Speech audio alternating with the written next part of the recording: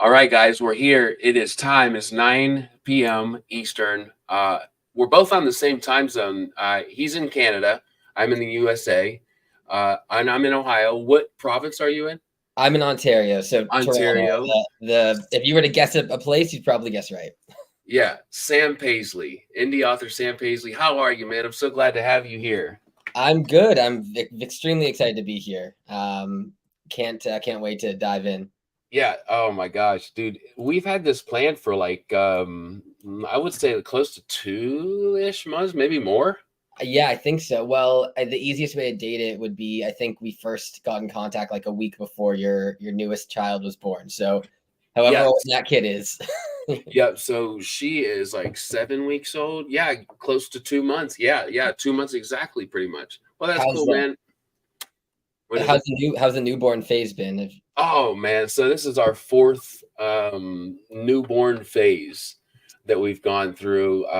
So we were ready, but we have three boys, and then we had a girl, and she is a little more difficult. We heard that too. Like girls are a little harder.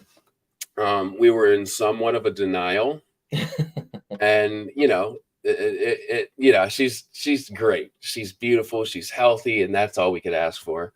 Mama, I tell you, Mama is putting in the hours because she's breastfeeding, and I tell you, I've never seen the strength of a woman that's breastfeeding, and it's crazy, man. Yeah, the mama bear energy it can't be matched. Oh, no, not by any man I've ever met, nor myself, or that I ever think I'll ever meet. And if any man can say, "Oh yeah, I'm strong," no, sorry, dude, promise you're not. You can make and lift 500 pounds, but you do not have that mentality. No, it can't be done. So real quick, Montague, my guy, my Discord buddy, my moderator, he's here. He helps me with my writing. Matt Owens Jones, an indie author, wonderful. The Shepherd is his short story. Can't wait for his next stuff. Anton DeSenza, I hope I'm saying that right. Thank you for being here. He says howdy. Yeah, that's actually my DM in a Dungeons and Dragons game that we've had for like 4 years and still haven't finished the campaign. So, You are Tony, the what's up? Dungeon Master Anthony. Nice to meet you. And then who's this guy? That's Brian. Oh, that's the one. What does he write? Something about a planet. I don't know. It's some odd book that recently jumped up to the top 100 books on Kindle in some category. I don't know. I saw that, man. Every time I see those posts where I remember yours was like a gift top. I don't remember top 10. I believe it was really cool when that happened. And then anytime that I see that kind of thing, it just makes me so happy for you. Isaac Anderson, another indie author I just had on, wonderful guy. Thank you for being here. And this is somewhat of an excitement, I believe. Sam, I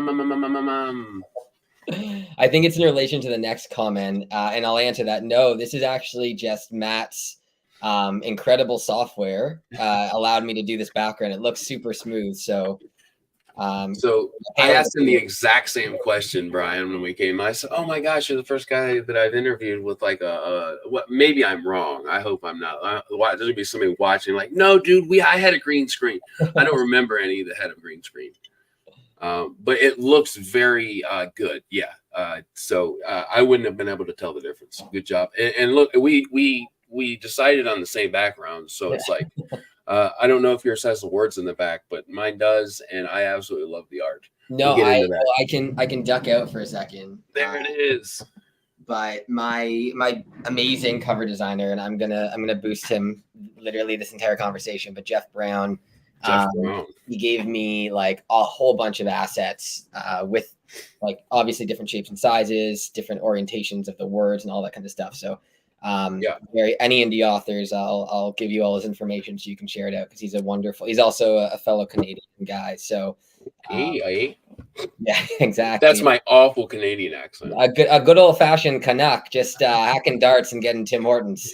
Yeah, I heard it was, I don't remember the guy's name. He did Ozark, I believe, the actor for Ozark. I can't remember his name. Was that Jason Bateman? Jason Bateman, I believe. He did this like skit of like the best Canadian name, and every time I hear it, I die. Gordy Horton. That's pretty good. I think Gord is like top 3 Canadian names for sure, and then Tim Hortons is like our Dunkin' Donuts. So Yeah, I don't know that you can beat that. it was pretty good. Every time I watch that skit, I'm just on the floor dying. Joshua Walker, another indie author. He's got a book coming out in 2024. It's The Exile of Water and Gold, I believe. Correct me if I'm wrong, Josh. He likes the cover art. I totally agree. There's a lot going on, and there's a lot, not too much, but there's enough to make you very curious about what's going on. Why are these people rushing towards this guy in a sphere? It's wonderful. John A. Douglas, one of my good buddies. I just got here on time for once. Hail Beard and hail Sam. Thank you, man. Hail John. Author of The Black Crown that just came out this month. Yeah. Let's see here. No, Brian, what the hell, man? Come on. Nope, that's not you. Definitely not.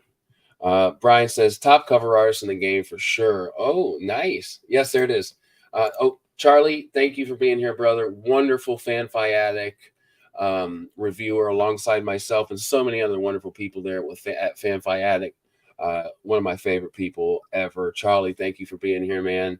And I was right. An Exile of Water and Gold. Of course, man. Of course. That's what I'm here for, brother. I hear titles and I'm just like, I have to talk about those titles that just like ring a bell. You know what I mean? For sure. Oh, that's so cool. Jeff is also doing my cover art. There you go. You're set up. And with a title like that, I can only imagine the work he's going to do. That sounds so cool. Good for you, man. So give us a little bit, give us the name of your book, give us the subgenre, and give us an overview. What can we expect? Yeah, for sure. So the title of the series is The Elements of Time. That's how I've been marketing it, talking about it. The first book is called The Winds of Change, but everything is centered. I kind of took the Harry Potter method of like, people know Harry Potter. That's the name of the series. So if you search Elements of Time or look up Elements of Time, it's all Elements of Time. The Winds of Change is the subheading, but you can even see kind of in the background, and I can bring it up on the book, like it's pretty small compared to the series title. I realized that was not the clearest picture, but the subgenre. So I'm going to admit something, and it's a little bit embarrassing, but I am actually not the world's biggest reader. So I don't know. No, there it is. Yeah, that's the cover art right there. I don't know how to necessarily classify it, but I think from all the reviews I've been getting, the one that's popped up the most is Portal Fantasy, which in retrospect makes sense, and is a little bit ironic because one of the main influences Stargate SG-1, which is a show based around portals. But so I'd say, overall genre is science fiction fantasy. It's definitely a blend of sci-fi and fantasy, similar to Star Wars. I know you had someone earlier this week who made the astute observation that Star Wars is actually a fantasy and not. Yeah, thank you, Joshua. I hope it works. Who knows? It might not. You're not the first person to say that about Star Wars too. Yeah, and I was confused. I totally thought it was 100% sci-fi, and I get why people classify it as that. As fantasy. Yeah, so it's the exact same vein where it would have sci-fi elements, but the main classification is fantasy, and then subclassification is portal fantasy. And the basic synopsis. So it's the first of a trilogy. It's designed to be a trilogy. I already have books 2 and 3 mapped out, and they're all cohesive. This story is in and of itself its own full story, but it also very clearly bridges into the next steps of the book. So, or the series, I should say. And basically the kind of elevator pitch is 2 best friends, as they're graduating high school, are kind of pulled into this war between cosmic beings that are kind of older than space and time itself. And as they're trying to figure out what exactly is going on around them, who to trust as they kind of unlock and develop abilities that they couldn't have imagined, they have to figure out kind of which side they want to fight on. And you're, as the reader, learning information at the same time as they are. So There's a decent amount of dramatic irony there where you kind of information's revealed to you and you're like, oh, how is this going to interplay with what the characters find out? And the comps I would give, it's really heavily inspired. I mean, we can talk about book comps, but the easiest comps are it's a blend of Star Wars, the original trilogy, Avatar: The Last Airbender, Stargate SG-1, and Supernatural. In magic system, in themes, like there's a bunch we can dive into. But that's the kind of the elevator pitch, if that's interesting. Yeah, of course, man. And yeah, we definitely will. I've got a lot of pretty open-ended questions that I ask where we'll kind of dive into those deeper. It'll kind of lead to that. So I'm so glad to kind of hear that from your. I remember you talking when we first talked on here with the panel of authors, 7 of you, which was really fun, by the way. Yeah, it's funny because like I did really good with hosting 7 authors, and then I was on with Tori Talks, Mike spoke reviews, and Go Read Books, and I skipped Mike like 3 times when I was asking questions. Yeah, felt so bad about it. But it was like the more I guess my head was engaged. But anywho, yeah. So how long did you work on this novel? Yeah, 9 years. So I started writing it in late 2014, right when I finished university. And I wrote 7 full drafts. So wrote and threw out 6. And basically spent that decade learning the craft of storytelling. And reading as much as I could in terms of fiction and nonfiction, but also studying the actual art and craft of storytelling in order to develop what ended up being a 250,000. Actually, originally it was 265,000 words. Once my editor got a first pass, I dropped it down to 230,000 words. But yeah, about a decade. It's chunky. Yeah, it's a chunky book for sure.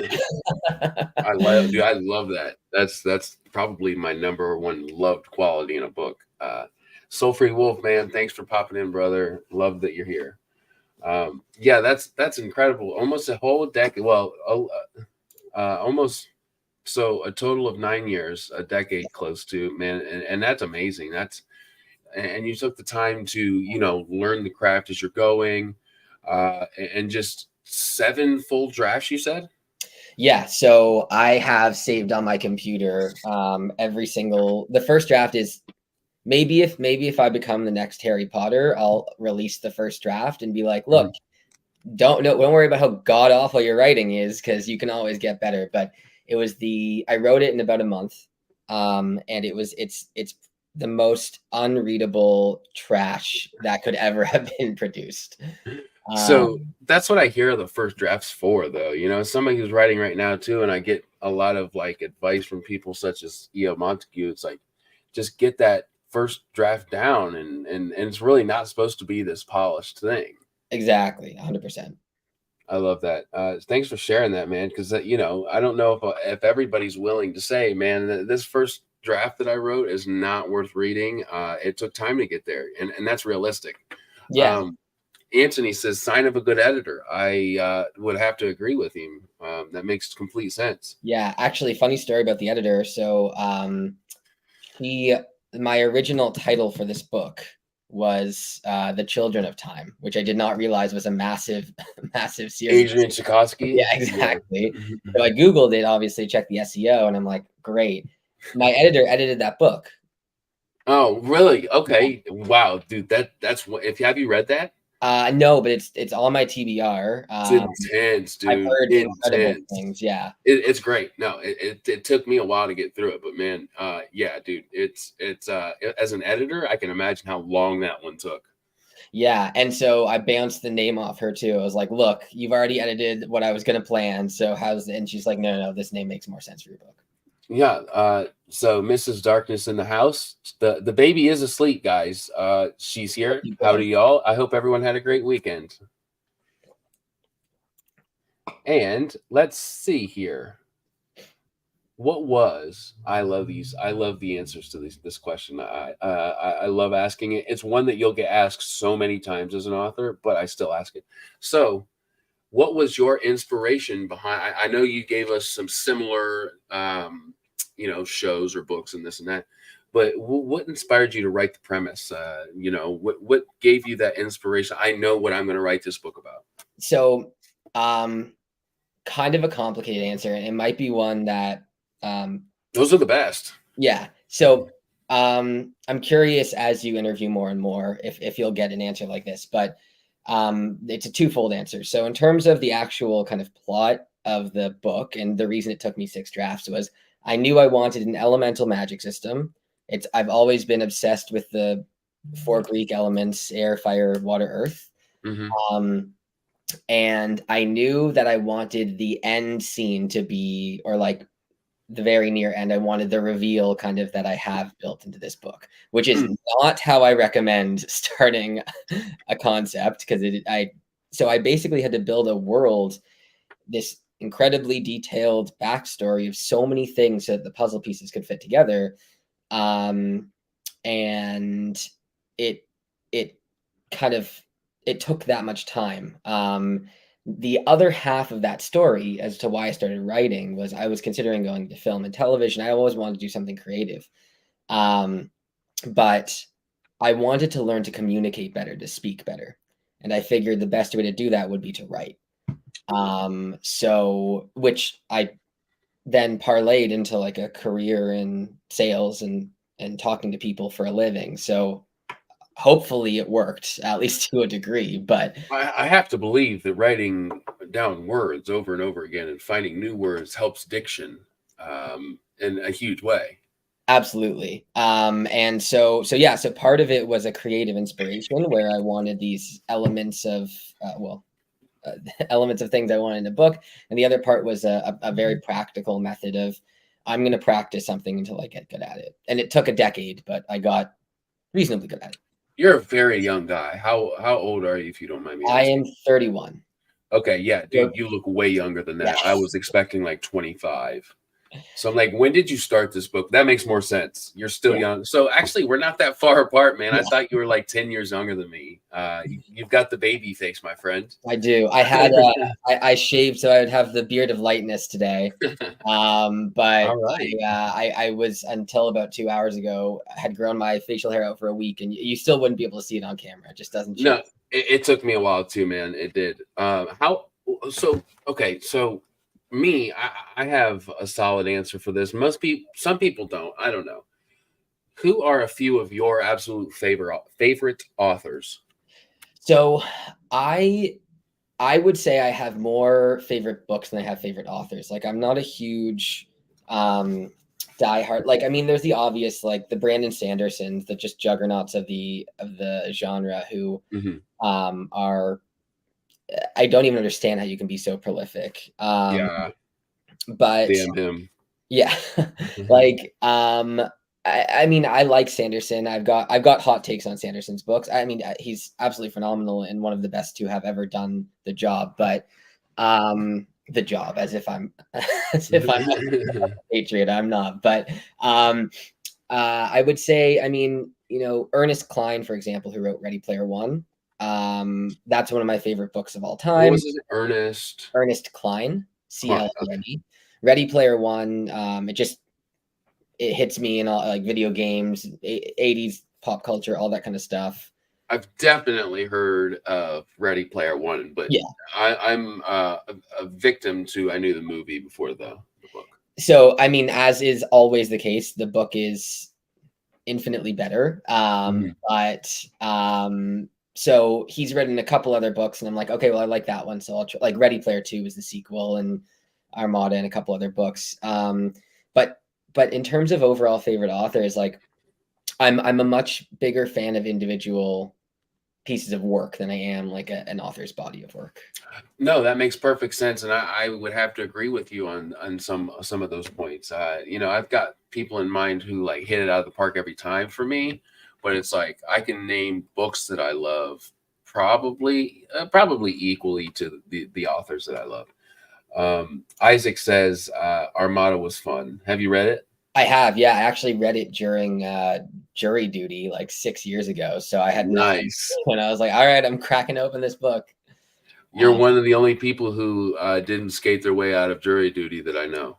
Well, yeah, I did my job as a citizen, I guess. That's wonderful. Yeah, no, I think that's great. And I've never been asked personally, and I don't know, maybe I would. I guess I'd have to unless they found a reason not to. Yeah, right? That's a whole separate subject we can get into. It wasn't fun, I'll tell you that. Yeah. Oh, yeah, they're usually not. So what has your publishing journey looked like? What did it look like from the beginning to when you released this book? Yeah, I'll start this answer kind of at the end with I have no idea what I'm doing still. And it's only been a couple months. Like I published. That's why I'm asking, because Yeah. you've just literally done this. Yeah, exactly. So, I mean, I guess for anyone who's kind of working on this stuff and is looking to publish, basically, so I'm indie published. I'm self-published through Amazon. Actually, I have to thank our friend Brian. So I originally published through Amazon and then through another. It's called Drafted Digital that did a wider distribution, and I sold like 8 copies there over the last 3 months versus like 200 on Amazon. So Brian encouraged me to go Amazon exclusive, at least for now, which gets you a little bit better on Amazon and all that percentage kind of stuff. as far as royalties. Yeah, exactly. And also like better promotions, and they bump you in the algorithm for obvious reasons. So basically what the process looked like was there's a couple major steps before, and that's getting the book ready to be published. So the biggest marketing tool that by far has been the cover design. So if anyone ever asks and is looking to publish and you have a limited budget, put all of it in your cover, because that's what's going to sell your book. And the amount of comments, Brian said, "Don't thank me." Doesn't want that pressure. Sorry, Brian. It's on you. My successful failure is on you. Yeah. That monkey's on your back, brother. But basically the amount of comments that I've gotten about how brilliant the cover art is, and again, it's all Jeff Brown. He's incredible. He sits with you. He actually made an entirely different design that we threw out. But it tells the story, because there's like, I mean, how many requests do you have for people to come on the show? There's like infinite indie authors, right? So infinite, bro. The cover is a huge part, and then obviously getting the manuscript up to the point where you're comfortable with it. And the biggest piece of advice I would give there on my end was, at a certain point, it just has to be, it can never be perfect. I could have revised 10 more times and made it incrementally better. But at a certain point, what I would say is invest in an editor who's going to give you honest and thorough feedback, invest in beta readers, invest in what I did was I gave it to a lot of people who don't read genre fiction, who don't read science fiction, fantasy, so that I could just see how, like, if you're going to give it to your target audience, they're probably going to love it because they're a target audience.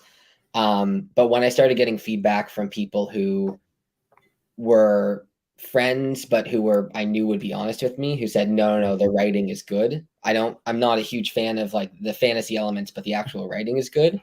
That's when I knew, okay, it's time to move forward. And then, I would like the other elements of that are typography. If you can find a cheap typographer for the inside of the book, like I have something that we can talk a lot more about, but like I really, oh God, can you see this at all? No, it's no, but here I'll hold it up. Okay. The chapter titles, like every chapter title has meaning and kind of has a cool design, and that appeals to people. So all of the like internal things to figure out, and then the publishing side is actually kind of easy from a technical aspect. All you like for Amazon, for example, you just need the file for the manuscript and then the cover art file. And if you're working with a professional, they'll give you all the sizes and everything, and they'll be able to pre-package everything so it works together. I mean, that's what they do, right? Yeah, exactly. So so that's easy, and then you kind of just click a button and it goes live. The much harder part is marketing. The very, very difficult to break in and to for anyone to really know who you are. And so what I've been spending most of my time on has been reaching out to people like yourself, trying to connect with other indie authors, and build a community where we can all kind of talk to each other and support each other. Brian and I are every day talking about how hard it is and how much work we have to put in. And you know him, he's like building houses and has a bunch of kids. So. Yeah, exactly. But yeah, I mean, the post publishing element is really marketing and then learning as you go, right? So I've learned more in the last 3 months than I could have just trying to study it all. And being that, well, thank you, Free Wolf, also a very cool name. It is. But yeah, I mean, it's just like being willing to make mistakes and putting it out there in the world, and then trying to build the word of mouth, right? Sending it to reviewers and sending it to people who you can connect with, and creating that cycle of recommendations. There's so many people. So I wanted to touch on 2 things. The cover. There's a guy that is on BookTube who I talk to frequently, and I love his videos. His production quality is very good. And he's actually in the business. I don't know exactly where he is in the business. But he sent a post out on Twitter the other day. It's like, I've read lots of books because I've given them a chance, not because of the cover, because I had faith in what was in the book. Yeah. And he says, I can't believe the amount of people, that put these hours and decades, in your case, into a book and then give it a $5 cover. I think you cover a very important part by saying you need somebody you can trust that really knocks it out of the park. And you can spend money and hate the cover that this person does, and you may want to switch that. It's worth that time. Yeah. Because his name, by the way, Matt on Books. Another Matt. Yeah, there's so many Matts on BookTube, but Matt on Books. Matt on Books. He's a great, he's a good guy. I believe he's in the UK. And he does really good reviews, some indie, some trad, but he's got experience and somewhere in this in the industry. And I really liked and respected that comment, because I think he's giving good critical advice to people as a reader, not as somebody who is publishing a book or has written one. He may have, I don't know, but he's giving that as a reader. And I think it's very important to get that cover good. Make sure it hits the points that you as an author and that person that's illustrating is trying to accomplish. So I'm so glad you touched on that. The second point I'm going to have to come back to because I don't freaking remember. That's all right. We'll get it back. If you want, I'll say the entire thing again, and then hopefully. Yeah. Dad brain. Oh man. I'm gonna make up a term right now, and hopefully it catches on. But I think, to your point, having like a $5 cover on an amazing book is like putting pig on a lipstick. Oh yeah, dude. Exactly. Like, just reverse the, like, instead of trying to make something look nice on the outside, you're making it look bad on the outside. You should absolutely trademark or whatever, copyright, whatever you would do to a phrase. Yeah, that makes a lot of sense. It does. I like that a lot, actually. And I think, let's see, we've got some comments over here. I want to make sure to get to them. Yeah, for sure. E.L. Montague says the cover gets them in the door, but the story invites them back. Ooh, that's he talks like an author, so writes like an author. So it's like, what the hell, man? Josh says, end of my lunch break, but I'll jump back on. Man, yeah, congrats to the book, Sam. Man, thank you for popping in. I can't wait to see you back, brother. Me and him I have been talking a little bit. I'm going to do a review on his book when it comes out, kind of like what I'm doing with you. I haven't read the book yet, but you can bet that I'll do a review on it when I get to it. My thing is like, I don't know when the babies are going to like act completely crazy. So I have this idea of my schedule, but right now it's really not up to me.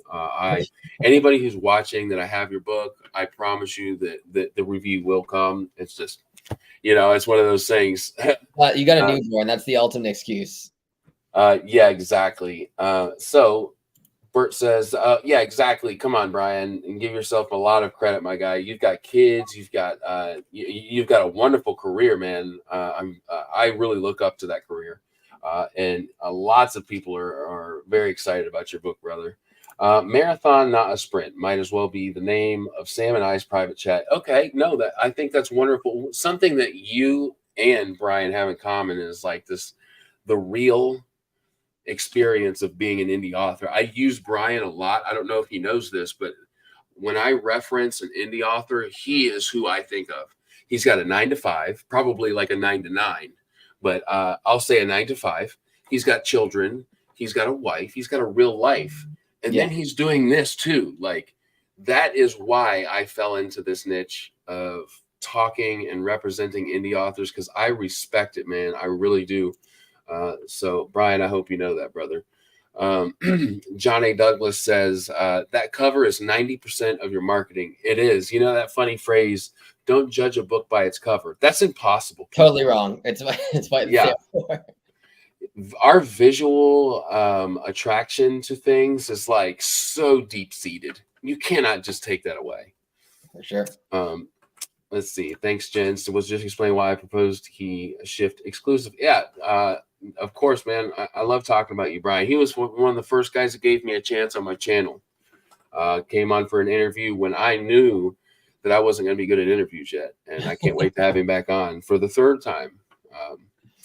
All right, Snow, thank you for popping in. Hopping a hug stream to say howdy. Thank you. Howdy to you. I hope your day's going well, your night, wherever you're at. Let's see here. Yes, Sam's in Ontario. I'm in America's Top Hat. Yes. America's Top Hat. I love that. My mom and dad grew up in northern Michigan, not the UP, but northern Michigan, and the more snow, like, the better. Like, that's where I grew up. I remember, I don't know if you've done, I'm sure you have, growing up in Canada, but like laying in like 2 or 3 feet of snow and just like looking up and just the peace. Yeah, seeing those just falling. It's very quiet when it snows, which I think is. It's just the fact that it's absorbing all the sound, but it's super peaceful. Although the next day is not nearly as peaceful as trying to get to work. If you guys get a chance to go and lay in a few, this sounds weird saying it, but I totally am not joking. Go lay in a few feet of cushy snow and just look up at the sky and just think about the hardest things of your day, and it will come easier to you. It is something that I reminisce to my childhood almost daily. I miss it. There you go. Well, you know what? If you and the family are ever up in Canada, I got space for you here, and we'll go. All right. Now. I was talking to my wife about this all the time. It's like, before starting this channel, man, I had nobody as far as like throughout countries and stuff. Like, I can go to most continents now, and like, hey, if we go here, I know I've got a buddy there. And so I appreciate you saying that, man. And if we are ever in Canada, and we never know where life's going to take us, so I may take you up on that. That would be so fun. Absolutely. We'll maple syrup on them pancakes, real maple syrup. There you go, straight from the tree. Oh, man. Okay, so if you could read 1 to whatever amount you want to talk about novels again for the very first time, which would it be? So I think that the answer has to be, and Tony, I can see you still on the stream. He was actually at my wedding a month ago. The answer, amazing. The answer has to be The Neverending Story. That is the reason I brought it at my wedding is that was my wife and I's first dance. We bonded very much over. She actually didn't know the book existed until I brought it to her attention. We bonded over the movie when we first met. But The Neverending Story, and I've recommended this to you as if you're looking for a book that's going to make you cry. I am not a crier at all. And the movie makes me cry. Well, there you go. Yeah, the horse getting stuck in the mud gets me every time. Oh yeah, our tax is actually, I think it's literally right next. Grab it, brother. We're live, man. We can do anything. But that's beautiful. This is the book. I ordered after your interview. I forget who it was, but I ordered the Folio Society special edition. Well, it's a Hanukkah gift from my parents. They were like, "What do you want?" I'm like, "I want this. I want this one thing." So get amazing. But basically, it's a story that my wonderful wife just jumped on too. I was gonna say she's got some inside information. But it's a story that is I've never encountered, and it's stuck with me my entire life, but I've never encountered a story that so perfectly encapsulates the necessity and power of fantasy and fiction and imagination, while simultaneously just being a wonderful adventure and being, really well written. I read it the first time when I was 6, which was probably a stretch for a 6-year-old, but you've got kids, and frankly, I would recommend reading this to them. Okay. Because it's written to be a child's book, but it's one of the it's like again, if you're watching Star Wars when you're 6, you're gonna love it and then appreciate it more as you grow older. And I won't talk about the plot or anything in great detail. I think, although it's been out for 40 years, so it's the movie, man, was something. And now that I know we're closer in age, I'm sure you can relate. Like that movie was one that I watched so many times, bro. That so I just watched it for the very first time with my children and my wife, and I'm like sitting over here, and I said, babe, this part coming up like gets me every time, and I'm over here like tearing up. The horse, the desperation. I don't remember the characters' names very well. I need to read the book and then I will.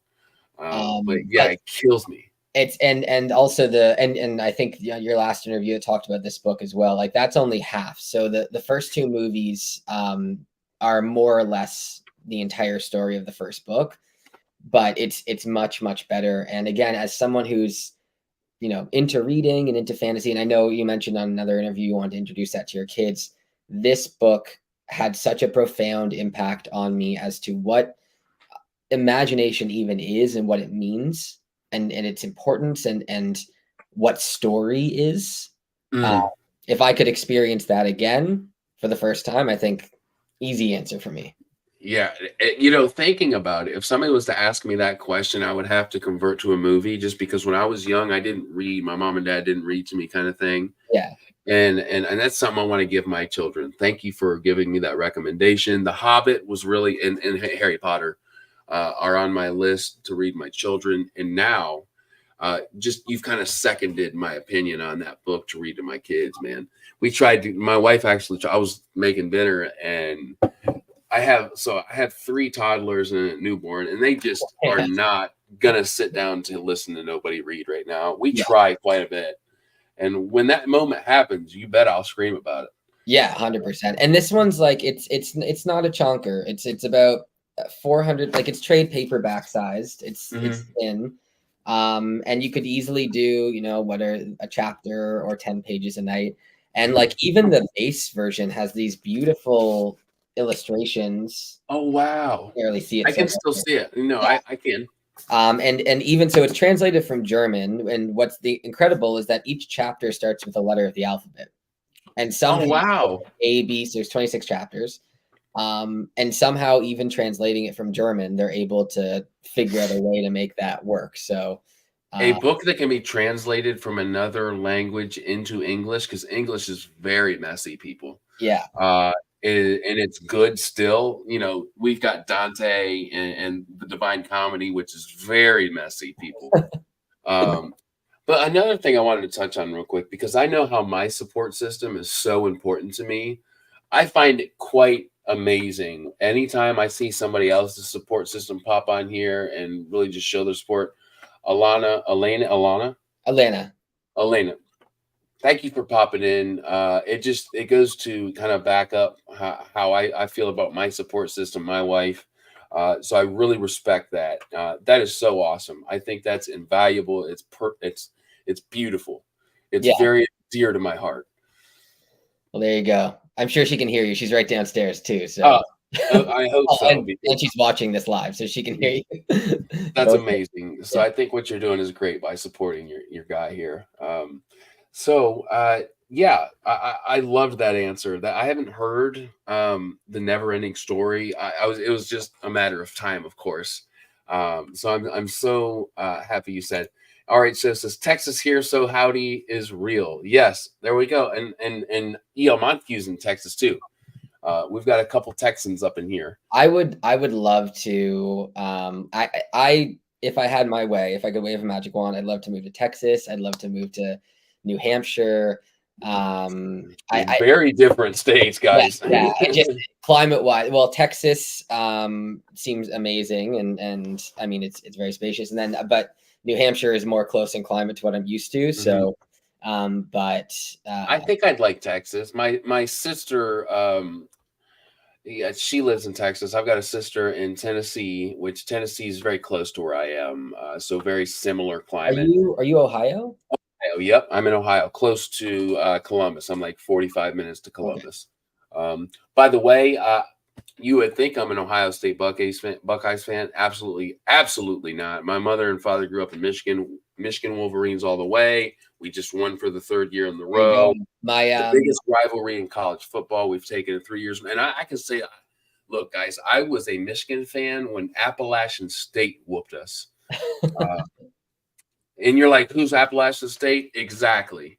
Well, there you go. Listen, I'm from Toronto. The Leafs haven't won since 1967. All right. I'm a huge hockey fan, dude.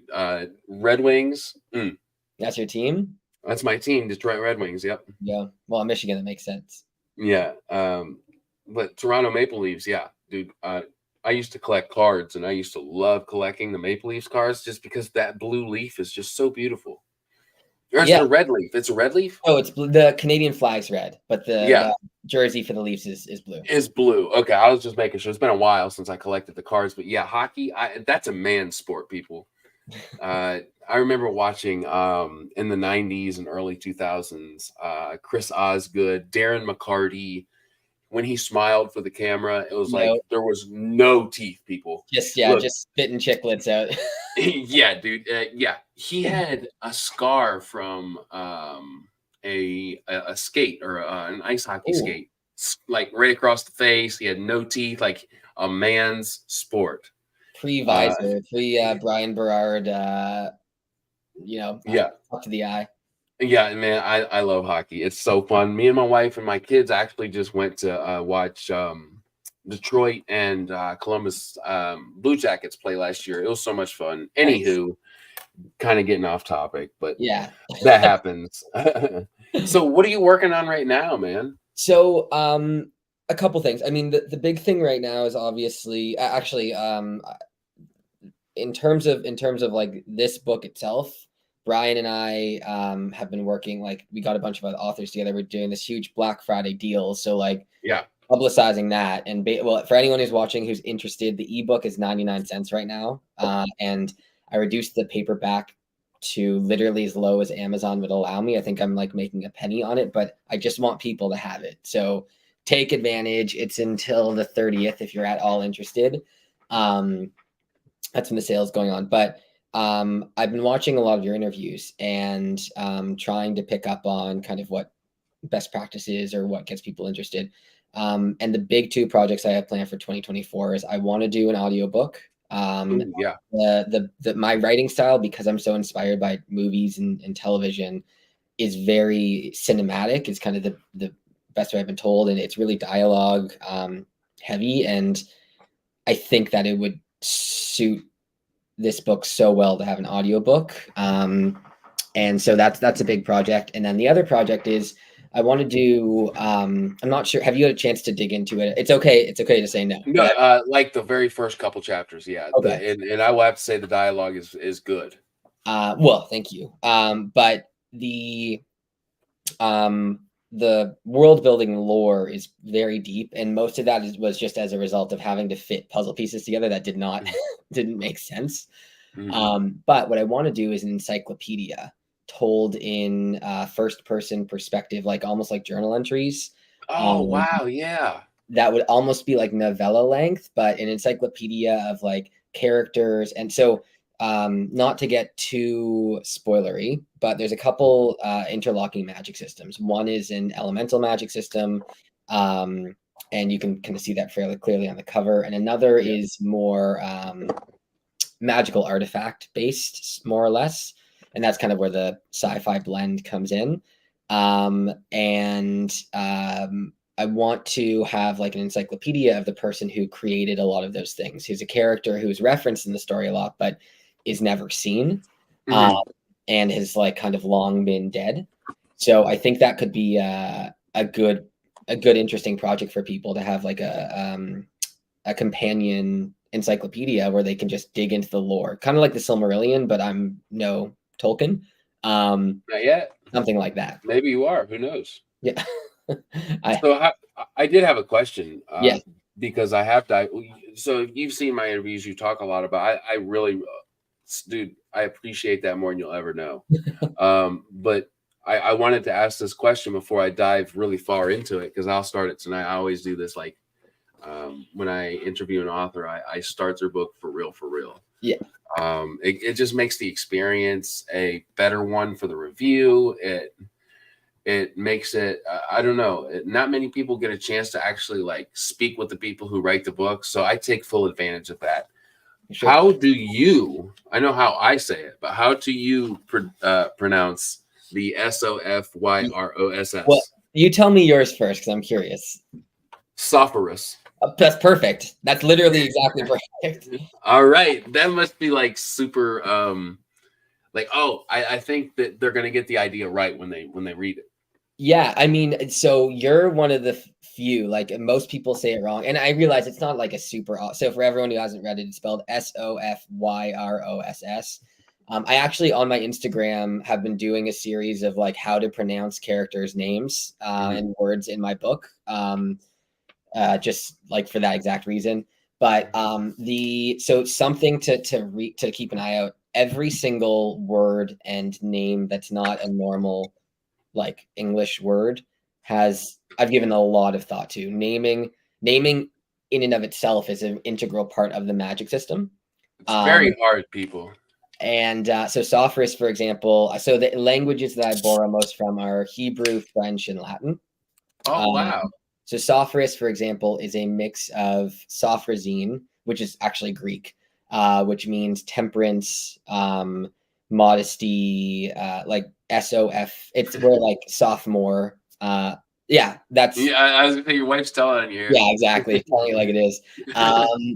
And Sefer, which is a Hebrew word for book. And so that character is, without spoiling it, because you're kind of at the beginning of where the arc for him picks off, but extremely literate, extremely temperate and moderate, but also there's other stuff that's built into it. So yeah. I love that. And I was gonna say, the last time that I took a chance on a book, which I'm not taking a chance on yours, but the last one I did, was the last one that I saw with like the force field look to it was Trials of Ashmount, and that was by John Palladino, and it's been one of my favorite reads. So I'm very much looking forward to diving deeper, talking to you about it and whatnot. Yeah. And Bert says, not sure if I missed this. Will this be a series or a standalone? Definitely a series. This is the first of a trilogy. The trilogy is already planned out for like the major arcs. Obviously, the intricacies of it, maybe not obviously, but the intricacies of it and whatnot are not fine-tuned as I write them. But I knew where this was going to end before it started. I knew where book 2 was going to end, and I know where book 3 is going. So it'll be it won't feel like one of those trilogies that just falls off the rails. And like, I'm hoping book 2 is as exciting, if not more, as book 1. And same with 3 compared to 2 and 1. And it's a complete story. But at the same time, this book is like, you could read it on its own, and it has a satisfying conclusion to the story that's being told. So, wow, guys, that takes preparation. You know, it does. It does. To come up with a trilogy and something that you could read by itself is not something that's easy to pull off. And I hear a lot of people tell me that that's something they steer clear of, because it is a very difficult thing to do. Well, thank you. Well, I hope that's what I'm doing. I should say that's the goal. Well, so when you're really in the grind, what would you say is your daily or weekly, however you personally do it, your writing process? Oh, there goes my pencil. Yeah. So, I mean, that's part of the reason why it took me a decade to write it, was to figure out that process. I started off just writing learning by writing and diving in and thinking like, oh, I don't need a plan or anything. And I realized that's the opposite of what I need. So when I'm literally me too, bro. I totally get it. Sorry for interrupting, but I wanted to play with you. Yeah, for sure. When I'm in the grind, basically what it looks like is I write on the weekends because I've got a 9 to 5. Unfortunately, No, that's respectable. yeah. 100%, man. You're doing a damn thing. And typically I'll tell my friends and family, I'm like, sorry, for the next 4 months, you're not going to see me. It's but I'll usually try to get like an 8-hour writing session on a Saturday or a Sunday. Usually it's Sunday. Although if I'm really in the grind and in it, then I'll try and do both days, and I'll pump out like 3,000 to 4,000 words in that day. That's a chunk, guys. Yeah, but that's 1 day a week, right? So to write 250,000 words still takes. Though, that's a chunk in 1 day, man. But then, what I typically do is I'll try to plot out in bullet points what the next chapter I'm going to write is going to look like. Let's say on a Sunday, right? So I'll say, okay, this next chapter is going to be these characters. These are the main things that are going to happen, and this is kind of how I want it to progress. Then during the week when I'm not writing, my brain will just percolate on it so that when I sit down to write, in the background, I've already thought about all those things and it just kind of flows out. And the way that I frame it is it's basically like training a muscle, right? The more that you get into that routine and rhythm, that I know the more that I write, the easier the writing gets. Okay, that's something that's both telling and inspirational, and well, thrice, I guess, if you will, informational. One of the things that I hope that I do on this channel is give people who are wanting to do what you've done or in the process of doing the inspiration and the knowledge to take that next step to get it done, because those who start a book, the percentage of those who start a book to the percentage of those who finish a book, very, very minuscule. You are in a club, if as they say, that's what I've been told, when you finish a book. So that's very cool to hear, for you to tell and to know. Brian asks, how many words is book one? So it was like 300 something pages, single spaced. Can I guess what it ended up being? Sure. I don't know, but I can let you know after the call. But you can guess. I'm gonna guess 235,000. Okay. So I will check my computer tomorrow for that draft and then message you, and then you can let everyone know how close you are. I honestly have no idea how long this book was. Okay. No, that I think that I'm in the realm, within 10 to 15,000. I'm anxious to know that. So when it comes to somebody deciding to read this book, what is two things? Is it clean, or is there darker points, language, violence, as far as that, and then kind of the age range in which you would recommend read this? Yeah, so I would say, like, if you're old enough to watch like A New Hope, the first Star Wars, then you are old enough to read this book. There is no spice. The language, I don't think there's a swear. It's like it would be a PG-13. Okay. However, in terms of age to read the book, I would say the intention behind my writing, particularly with this book and with this style, was a couple-fold. We were talking about this before we jumped on the call. I actually wanted to go into teaching before I started my career. Yep. And particularly teaching English and teaching high school English, because I think that the power of storytelling is absolutely vital to society, and in a much deeper way than people realize. So I wanted to write a book that would appeal to, let's say, like a high school age crowd that people enjoy reading, but that was it was very deep and layered, so that if you unpack, like on the top of the onion, it's like, oh, this is fun. But if you unpacked the themes and everything around it, like similar to Peter Pan, right? That's a very deep and meaningful story. But on the top, So Bert, that's the ebook. That's $7.98. The paperback's $5.93. Yep. So age group would be like, you could be as young as 14, 12 and read it and enjoy it, but you could be, 30, 40, 50. There's a lot of themes in there about personal responsibility, what it means to grow up, what it means to be a father, a good son, what it means to to not grow up properly and not take responsibility for the things in your life and the detriment that can have on the people around you. I lean really heavily on, this isn't by any means a religious book at all, but I use Judeo-Christian kind of values around, right and what it means to, and again, it's very subtle, and I borrow from Supernatural and a lot of the conflict there, but what it means to do the right thing. So the protagonists in this book are just finishing high school. There will likely be, I haven't quite decided, but likely be a time jump into book 2 to age them up a little bit. But that time in their life is an important part thematically to the book, because that's a liminal moment, right? Where you're deciding what path you want to walk down with your life and how you want to treat the future and look at the future and make those changes. And I will not give spoilers because this will literally spoil the entire book, but the crux of the story relies on individual characters' decisions to, thank you, Bert. I'm glad. Well, you're buying it on sale too. So this is a very good time to buy, but individual characters' decisions to properly grow up and take responsibility for the destiny that's in front of them, or not do that. And that's the central conflict. And the way I plan the trilogy is like, oftentimes people talk about there's man versus himself, man versus man, and man versus nature. And that's deep, guys. Yeah. I mean, I didn't make that up. So no, I'm not taking credit for it. Well, no, but you are influenced. So what I hear is something I highly look up to. I love my dark books, but I can't read them one after another. Yeah, it's a lot.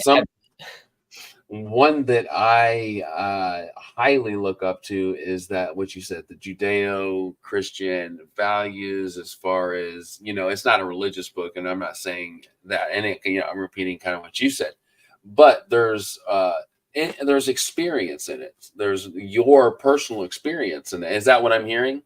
Yeah, and so like, to clarify that point about the Judeo-Christian kind of, because I don't want people thinking it's something it's not. Like, it's yeah. You could read this book and like I'm saying and have no idea kind of my personal ethics or beliefs. Like, it's by no means preaching, and it's not a book about it's the value system of there is a correct and proper way to live and to take on responsibility and to do the things that are in front of you, and to set out on a journey and a mission. That's definitely where it comes from, and obviously influenced by a lot of my experience, because that's all you can write. I wasn't by any means saying anything other than that. I just think that that's something very respectable. I look up to that, and sometimes I feel like books, a lot of darker books, go in an area in which may be very controversial, or maybe that's on purpose. I don't know, but I really like what you're saying about personal responsibility, and I think it's very elemental. It's very primal. It's something that, as a man or a woman, even, we have to look at ourselves in the mirror, and that's something that comes through your writing. I find that that's going to be not only detrimental to people in which you can relate, but as a man, I can relate to that, but inspirational. I don't know if I'm really coming off the way that I want to, but that's inspiration, and making choices that may not be easy, or looking something in the face that you may not have necessarily thought you were going to look in the face, and then making these decisions and say, what's the right thing to do? That's really what I'm saying. And yeah, it's funny. You mentioned a bunch of things that I won't spoil anything, but when you do get to read the book, both literally and metaphorically, you mentioned a ton that's in. I mean, the 4th chapter, and I won't say you cannot. I'll hold it up. I won't. So when you don't have a green screen, it doesn't have that chroma green to grab onto. So believe me, I've done exactly what you're doing, but I will hold it up one moment. Page 43 is what I was referencing. 43. Oh, wonderful. Thank you for that. Page 43. Here it is, right here. The title of the chapter itself the man in the mirror, which obviously pop culture reference is very very big, but like looking at yourself in the mirror and all of those things, definitely those are the themes that are deeply built in, right? So to your question, which I answered over like 20 minutes, but the age to read it would be like you could have someone young read it and they will enjoy it on its face because it's a fun adventure. Kind of like telling Yeah, you, hey, this is telling to me. This is something I'm after. exactly. But then as an older reader with someone with more experience, they're part Can of the reason. relate to it. Exactly. And I really tried to layer as many themes as possible into it, so it's a read that you can go back to over and over and take more out of. And I will also say yeah, absolutely. Thanks, Matt. Man, I love when you pop in here with your comments because you've really got really good comments, man. You know I like your channel and stuff, and we talk, but this one is very much along the lines in which I found the words hard to speak, but he nails it. I feel like fantasy books naturally has a lot of religious themes in them. I mean, come on, people.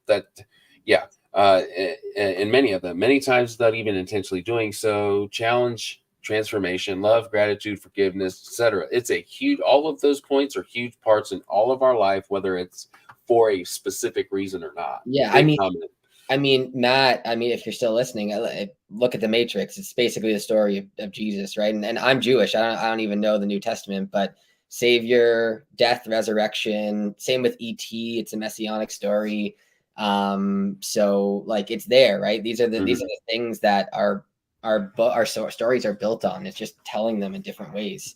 But that all being said, this book is also designed to be a ton of fun. There's a lot of fight scenes in it, a lot of action, magic, clashes of battles. And again, it's like, there's death. Characters do die. It's not super graphic. I'm not like describing, it's not like Mortal Kombat, annihilation. But I wouldn't expose this to like a 5-year-old. Like there are swords and sorcery and magic, and there are characters who I need to get across the fact that they have lost their path and then they do bad things as a result. So, so it's all in there. And what I would say, like what I really want to focus on is making it fun. I want anyone to be able to read it and have a good time.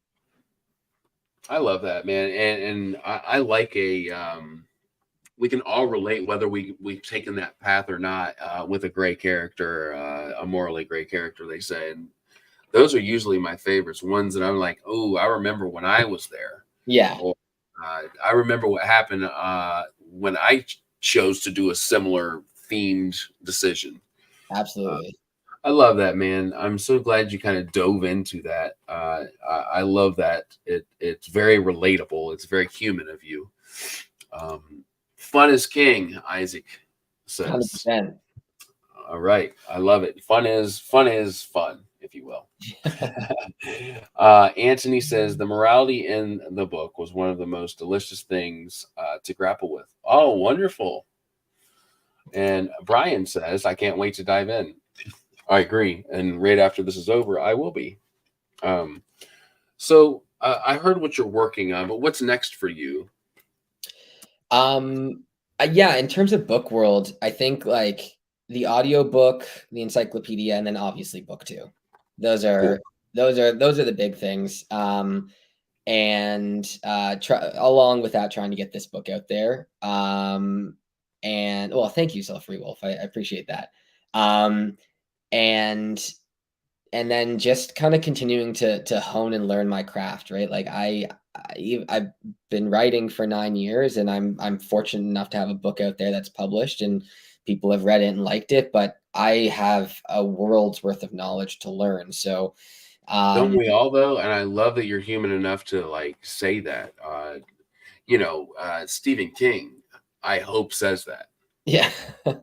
So yeah, exactly. So that's basically it. Just kind of keep practicing, keep learning, keep honing. And on the personal side, hopefully kind of building my family. And now that I'm married, having those steps. Yeah. Man, that's awesome. I hope so too. I hope you don't have any kids right now. No, not right now. Not so. I love it, man. I often talk. I haven't talked on the channel much about it, but you inspire me too. The birth of I've been. Most people don't see 4 children come into this world. It was super cool. Yeah, a blessing for sure. Who would you like to see me chat with in the future?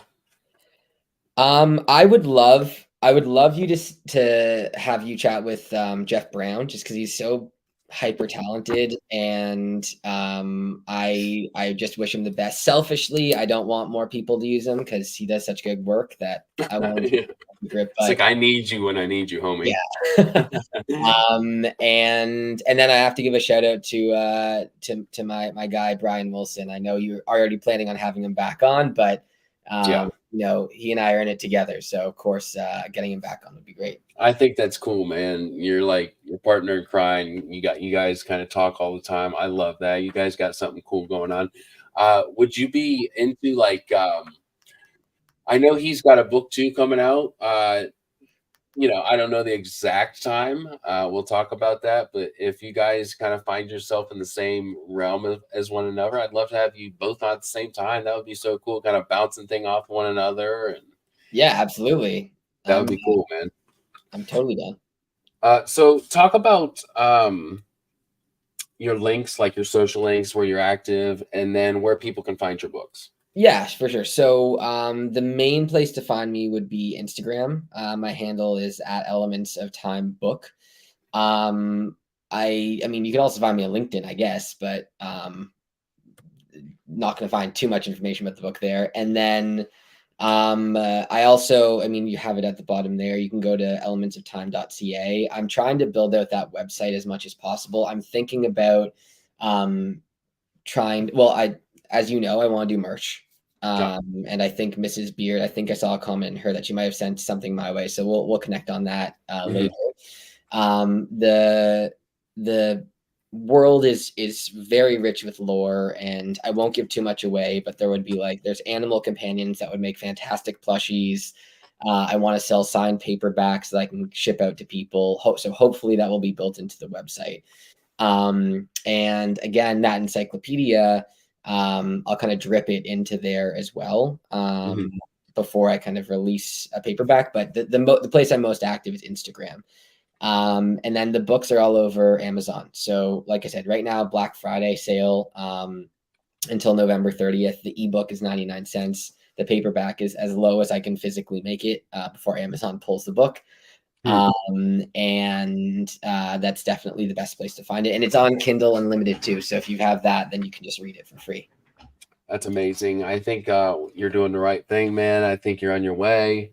I can't wait to read the book. I'll have you back on. We'll talk about it maybe more in depth at a later date after some more people have read it and we get a chance to not spoil things, but, you know, maybe go into some characters and some deeper themes. Yeah, absolutely. For sure. Well, man, this has been a long time in the making. It's been just, if not more fun than I knew it was going to be. You and I get along very well. I've been very excited to chat with you. It's been a very natural conversation. Those are always the best, man. So I appreciate you being here. Thank your wife for letting me borrow you for a little bit. Will do. I'll go downstairs and tell her. And thank you so much. And then I'll ask you the same question. Is there anyone you think I should reach out to? Anyone I should try to chat with on the book in the BookTube world? Yeah. So yeah, of course. I've got lots of people that I could name off. A couple that come to my mind really quickly, guys in the game who really read the book and give really good reviews. So we've got Matt Pittman at Go Read Books, which is GEAUX. He's in Louisiana, and it's like a Louisiana thing. So Go Read Books. That's Matt Pittman. Kay's Hidden Shelf. We've got, let's see. I mentioned Matt on Books earlier. Matt on Books. Gosh, there's so many that come to my mind. I didn't mean to put you on the spot. We can. No. I am very thankful you asked that, because I wish more people would ask me that. I get a chance to talk about people who I love to watch. And Tori talks. She does a lot of indie stuff, and she has a book coming out, The Bloodstones, which I just started reading. And I texted her, like, I'm not even through chapter 1 yet, and I'm like, dude, your prose is out of this world gorgeous. But she talks about indies quite a bit. Patrick, he does indies quite a bit. If I think of some more, which I know I'm missing people, and I'm sorry if I'm missing you right off the top of my head, I will definitely reach out to, because that's why I'm here. I want your wonderful work to get out there. Yeah, Andrew Watson. I feel like he's had your book, and does he have your book? He does have, yeah, he was actually part of, I sent my book to him a while ago. He was part of the very first, again, Brian and I, well, Brian did most of the work here, but we did a signed paperback giveaway with like 10, well, that was the interview when you had us all on. Mm-hmm. He was part of that 10 author giveaway. Did I say Andrew's Wizardly Reads? No, you didn't. Okay, Andrew's Wizardly Reads. He does trad. Did you have him on recently? Yeah, I did. Maybe a month ago. Okay, wonderful guy. He might have been the one with the Neverending Story folio book that convinced me to get it. He is like the dude when it comes to folio editions. Yeah. So another thing, cool. When I get asked this question, I get to tag all these people in my description. So it's just like a natural way for me to get my video out, your book out there. There you go. So take notes, people. Ask me this question, and I can put all these people in my description and get the videos out there. Because it's funny. I want to mention this, because if there's anybody out there that thinks at all that I'm like this, I had an author reach out to me today, and I said, look, I see you've got a lot of books out there, this and that. Actually, I think she got a hold of me or something like that. And she's like, how much do you charge? And I'm like, what? Like, absolutely zilch. And people who are going to charge you to do promotion and not just do it because of the love that they have for books. And look, guys, I don't know. Don't take my advice. Take it. I wouldn't go with them. Do it with people who want to see you succeed, because that's what they want, not because they're going to gain something from it. So I was happy to get that question, because I was able to say humbly, not like, no, like absolutely nothing. I'm just interested in what you're doing. So yeah, if you're thinking that at all and you're watching this, like if you reach out to me, I would never ask for money. Like, that's not what I'm about. Actually, the opposite. I had to be like, what can I give you? Can I give you my book? What? Yeah, it's not like, oh, thank you, man. E.C. Greaves, my guy. Thank you, man, for saying that. Legit, why we watch your chats, Matt, because you're genius. Oh, thanks, dude. Seriously. That means a lot. I appreciate it. And yeah, so just go with people who are genuine and not out to gain something from you. That's not why I'm doing this, and that's not why a lot of people. In fact, I don't know many who are doing it for that reason. But anywho, yeah. So I think my last answer was Andrew's Wizardly Reads is who I would go with, and if I think of some more, I'll send them your way. Yeah, I'd love to connect with anyone and talk books, and they'll interview me and I'll interview you and you'll interview them. It's a whole man. Something that I've found it is very genuinely and like pure to the fullest extent is like I believe E.L. Montague put it to me this way. He was like, it's cross-pollinating. You talk with people, it's word of mouth is better than anything you'll pay Amazon or some algorithm. So yeah, of course, I'll if I think of any others, I'll send them your way, but those are the ones that come to my mind immediately. So thank you again for letting me borrow you for a little bit. Thanks to you guys that are here live. You guys are amazing. I love you guys. And for anybody that's going to watch it in the future, you guys are amazing as well. And I hope you have a wonderful day, night, morning, afternoon, wherever you're at. And we'll see you next time.